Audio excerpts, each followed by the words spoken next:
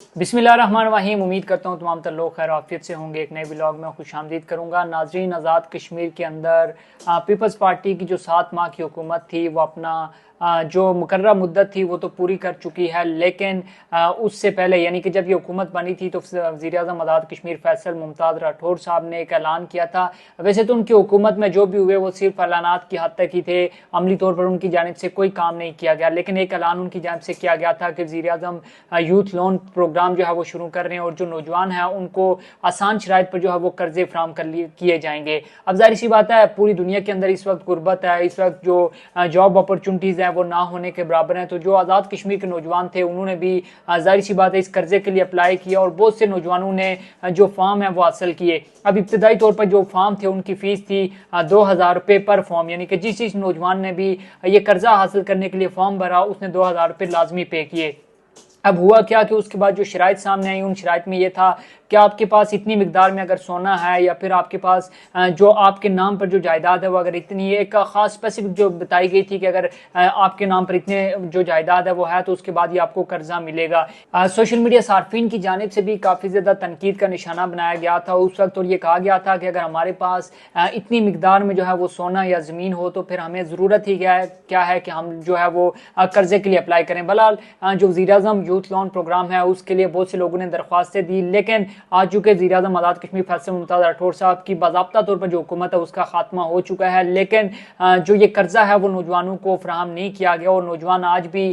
ये शिकवा करते हुए नजर आ रहे हैं कि फैसल मुमताज़ राठौर साहब हमें कर्जा तो ना दे सके, लेकिन ऊपर से हमसे जो 2000 रुपये जो फीस की मद में थे, यानी कि जो एक एप्लीकेशन फॉर्म भरा था उस मद में भी उन्होंने हमसे ले लिया और अमली तौर पर उन्होंने कोई काम नहीं किया। तो बहरहाल इस हवाले से भी जो है वो शफाफ तहकीकात होनी चाहिए और पता चलना चाहिए कि अगर कुछ लोगों को कर्जा मिला है तो वो किस बेस पर, क्या वो मेरिट पे जो है वो फ्राहम किया गया था या फिर वो तमाम तर लोग जो पीपल्स पार्टी के करीब तर थे उनको जो है वो कर्जा फ्राहम किया गया था। आज आज़ाद कश्मीर कानून साज असम्बली का इजलास तलब किया गया था जिसके अंदर जो मखसूस नशिस्तें हैं उनके ऊपर जो है वो इंतखाबात करवाए गए, जिसमें से जो नून लीग है उसके कुछ उम्मीदवार जो हैं वो जीतने में नशिस्तें कामयाब हुए हैं, साथ ही साथ पीपल्स पार्टी को भी चंद नशिस्तें जो है मिली हैं। इसके बाद जो आज़ाद कश्मीर कानून साज असम्बली के अंदर अगर हम देखें तो जो मजमूई तौर पर नून लीग है उसको 31, और अगर उनके साथ जो एक इत्तेहादी अवामी दस्ते बाजू पार्टी के जो चेयरमैन थे साजिद इकबाल साहब उन्होंने इत्तेहाद किया था, उसके बाद नून लीग और उनके इत्तेहादियों को मिला लिया जाए तो कानून साज असम्बली के अंदर उनकी जो नशिस्तों की तादाद है वो 32 हो गई है, जबकि पीपल्स पार्टी की जो मजमूई नशिस्तें हैं उनकी तादाद 14 हो गई है। आज एक बड़ी ही इंटरेस्टिंग जो डेवलपमेंट है वो आज़ाद कश्मीर के अंदर हुई, जिसमें एक मखसूस चीज़ पर जो नून लीग की एक उम्मीदवार थी और एक पीपल्स पार्टी की उम्मीदवार भी आमने सामने आई, जिसमें ज़ुबिया खुर्शीद राजा और रिफत आबिद इन्होंने बराबर वोट हासिल किया। और उसके बाद जो फैसला हुआ वो टास्क के जरिए किया, यानी कि क्रिकेट के अंदर ही जो है वो टास्क नहीं की जाती बल्कि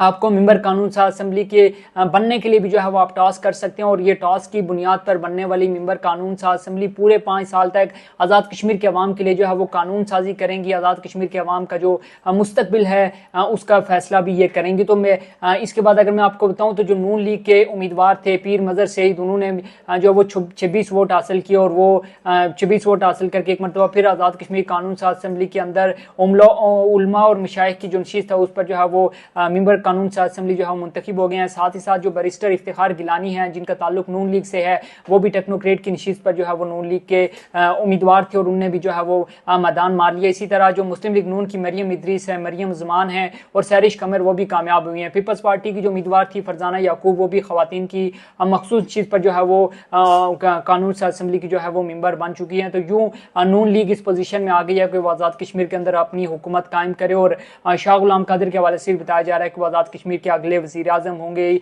और साथ ही साथ